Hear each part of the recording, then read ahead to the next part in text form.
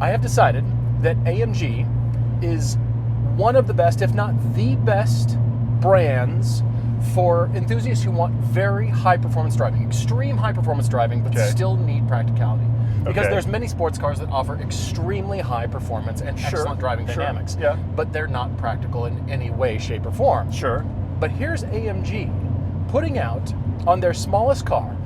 It's still $70,000, but on their smallest sedan, it's called a coupe, but it's a sedan. It's that I still don't Mercedes understand that. coupe styling. It's the four-door coupe thing that they are so excited about. It's and got the BMW doors. did the Grand Coupe.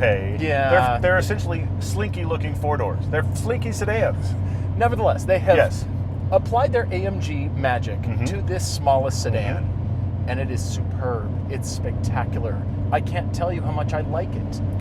But you might be asking, well, why would you pay $70,000? Why on earth would you go pay that much money? That is a lot of money. The base price of this is $55,000, which is no small chunk either. Absolutely. For what is, let's be honest, a very small car.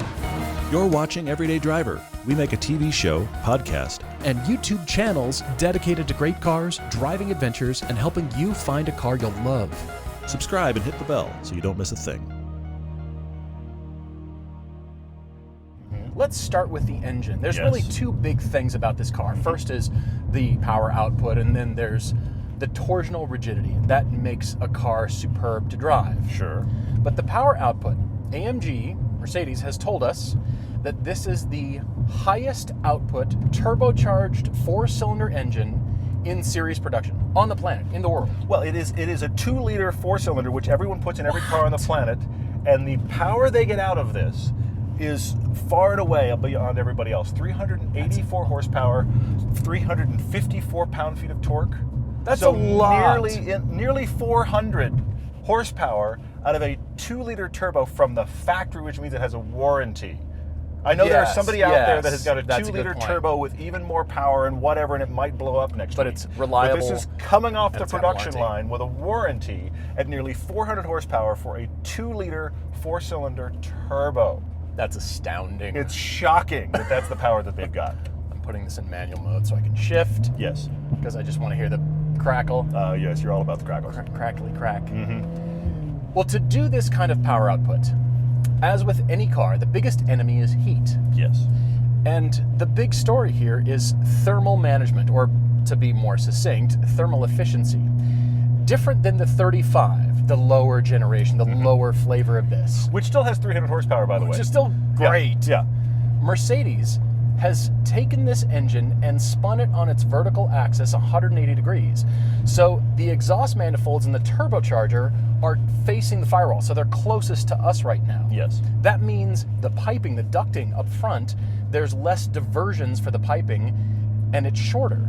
So that means they've kind of separated the cooling from the exhaust. Not like they've done for F1 with the turbo on the F1 car. Not that far, yes. It makes me think, I can't help thinking that some of that F1 racing thinking has trickled down even to their lowest, smallest sedan. Possibly. They gave us this, they've offered this to us, and they have almost re-engineered the front end just to be able to do that. Think about that. You spin the engine around, all the points where you mount the transmission, everything changes. Yeah. And that has helped them get this power output, and it's astounding.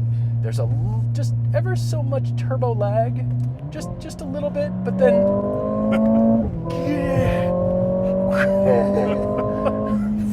it has an absurd amount of power. This is like a 3,600 pound package, and it may as well be 2,000. It just rockets this thing down the road. It is amazing that they have so much power out of what you know is a tiny power plant. And the thing I keep laughing about is this is the same size engine that honestly probably powers more cars in the world than any other size engine on the planet. The 2-liter four-cylinder is the world's most ubiquitous engine. Yeah, true. And here, listen to this.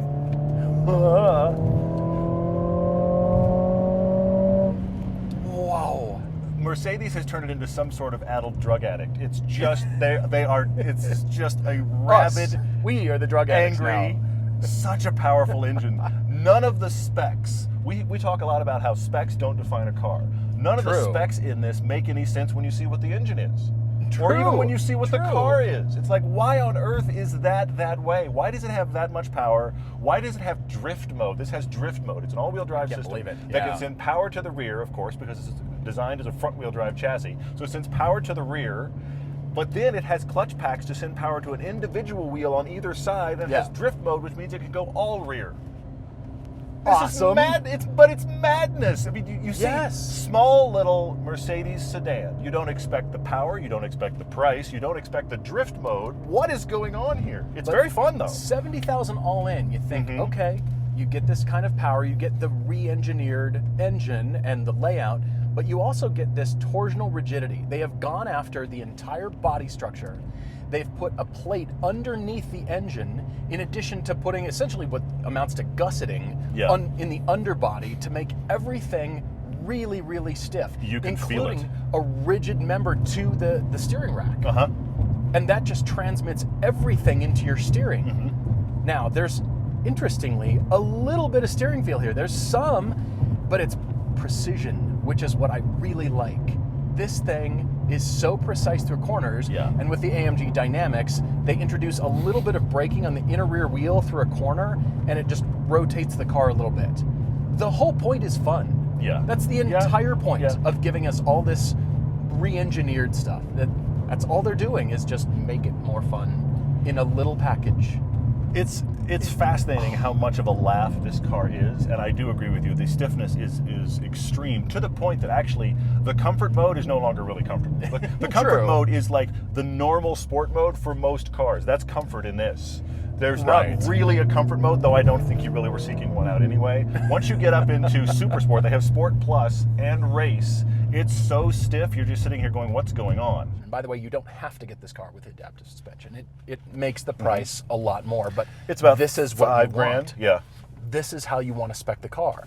Now, let me bring up a Cayman, because a base Cayman is mid-60s, and then you do things to it that you really want, and then it's over the price of this car, and it's actually less efficient. It's not that functional as much Certainly as this not car as is. usable as this, yes, I agree with that. So think about that. Put Cayman in perspective. And then let me bring up the BMW M2 CS, which is an astounding car. The BMW has 444 horsepower. It makes more power, and I know you can get it with a manual transmission. This is 0.2 of a second slower. It's usable. You get the Recaro seats. You get the night package, so all the trim is blacked out. The canards, have you seen the canards on the front? That's an extra package all by itself. The Aero pack that adds canards. So you get all this now for $70,000. Doesn't seem like quite so much now when you compare it to the performance of a Cayman and a BMW M2 CS. Look at this car. Extreme high performance driving. It's a lot of fun to drive. I think it looks great. Look at what Mercedes is doing with just surface alone. There's not a lot of lines going everywhere. It's just surface, and they're using actually highlights to design everything. And it's interesting. It's fun to look at. It feels luxurious. It's well built. I'm such a fan of AMG because they're such a great all-arounder. High performance, but still usable. You think, well, you could do a road trip in because this, they're the hot rod kings, and they're hot rodding all the Mercedes products. So the Mercedes product comes to them already more usable than a lot of other things, and now they're taking it and going extreme hot rod, and we wind up here, which is nuts. Now this is the last, pretty much the last of the MBUX system that we really like before everything is changed over to new Mercedes systems here, but it's still excellent. We really like it. Great. The seats are amazing. Recaro seats are fantastic. If you get the seat package, they're thin and they've got the hard shell back on them.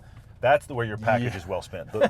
Honestly, the There's seats are other spectacular. Stuff in there, but you get the performance steering wheel. So you're at a high level. You're at AMG level in the smallest car. It's pretty good. They've done well. They've done well here. I have many things to say. Well, you need to experience the crackle, the pop when you let off. All right. That's the We'll best do. part. We'll do.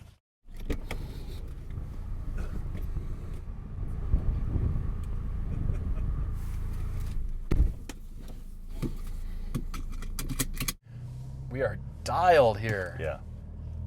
You want to just go driving fast in this car. That's what it allows you to do. This feels special and like it's ready to drive fast when you're driving slow. In comfort mode, it feels special. And that's because it is so very stiff and it has so much power all the time.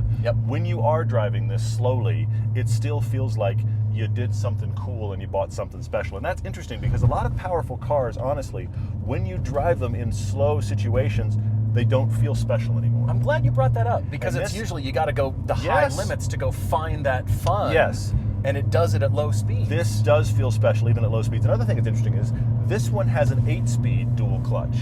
The lower two, including the AMG 35, have a 7-speed dual clutch. So this has a different transmission than the lower More for your levels, money. which is very interesting. They had to, because they flopped the engine. So much bespoke stuff going into this car.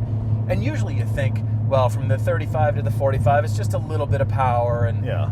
maybe some It trim, often is, trim yeah. badges here. They have extensively re-engineered the car to do this version. There's a lot going on here, and it is very fascinating. The big struggle I have with this car, because it is very, very fun, is the price compared to the market while in search of a buyer. Because I think if you have Okay. 70 grand to spend, you're going to buy a bigger car than this. If you're spending 70 grand, you're not looking at the little guys.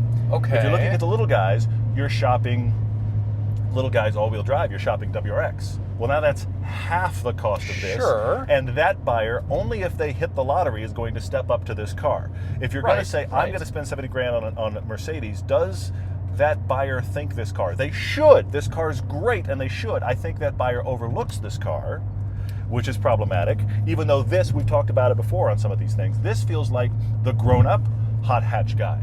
I love that Mercedes does this, but I feel like their AMG SUVs, I see a broader take rate for that. This feels like a niche car to me, like a Sure. very small number of buyers for this. And look, the cornering's spectacular. The grip is immense It's in this astounding. car. You It's chuck so it into special. a corner. And here's the other thing about it. If you get a little bit of understeer, the front tires start to scream at you, you give it a little bit of power and it tucks itself around. Right. You can fix with the throttle, which Right. is something you normally don't see, certainly not in a front-wheel drive architecture, all-wheel drive system. That shouldn't happen. How can I fix it with the throttle? You can fix it with the throttle, which is amazing. But the car that I really think is the struggle, you got close, and that is, I think the non-CS M2 is the real competition here. The straight up- Non-CS. The competition version of the M2. Okay. That has similar power. It's all rear-wheel drive, and Yeah. it does have a manual transmission. You can get it with manual. So I if get you're an that. enthusiast that is chasing I want a really kind of small, compact feeling sports car with back seats. You Yeah. don't have doors on the M2, but you gain manual transmission and rear-wheel drive only. If you're an all-wheel drive person, though, this is your alt, and it's Yeah. fantastic, and it is very similar in price to the non-CS. The competition version of the M2 is very similar in price to this, if you can find one. So I think that's the car this really competes with. This is more versatile because it has extra doors, and it's more versatile because doors. it's all-wheel drive. I look at it as the alternative to the two-door sports cars that we love. Sure.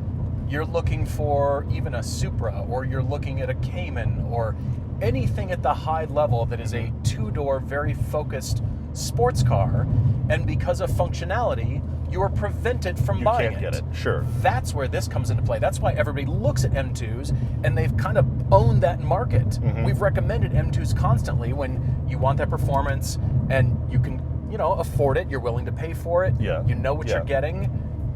It has kind of stood alone until this came along. Yeah. I like how it looks better, actually, Interesting. Okay. and I'm so in love with AMG. I love Mercedes, one builder, Here we go. one engine. Listen to that. I don't care if it's piped in. It shouldn't I do don't care. that. That's it great. genuinely should not do that. It's so shocking fantastic. how powerful it is. And the speed at which you get to I'm going to get arrested numbers is amazing. I'll tell you Yes. something else I discovered that is a real laugh in this. If you do what I just did, you floor it and you go through a few gears, the map in the center of the gauge cluster zooms out. It just assumes you're going to cover some ground. It stays real close, and then it automatically, I saw it happen more than once, Right. it zooms itself out like, oh, we're really going to cover some ground here. It's Autobahn speeds. So I think it's hysterical. They're expecting you to go fast. The car wants to go fast. And all of these packages on it, it feels, to what you said earlier, it feels like you bought a full-on dedicated sports car. And then you step Yeah. out and you go, oh, it's a little Mercedes sedan and I have Yeah. 2 extra doors. That is surprising because it does Brilliant. have that feel. This also feels like a upscale version of what Honda has done so brilliantly with the Civic Type R. It's that car Oh, that okay, it sure. performs Sure. beyond what you expect when you look at it. But you think, well, you know, I need a dad car, I need 4 doors, I need some usability. That should be really good. And then you get in and it drives really well. This is twice the price of a Civic Type R, but it is a lot nicer not in quite. here. Civic Type R's are 40 grand. Yes. Every bit of 40 grand. Yes. They're expensive. But still, this is the German Type R. It is. It is the German Type R. It now has the all-wheel drive that everybody wished the Civic Type R That's true. had, until maybe Acura will come out with something and, you know, surprise and delight us. But this car. 8 speeds. Oh, this car. And an absurd 2-liter engine. Completely absurd. Love this thing.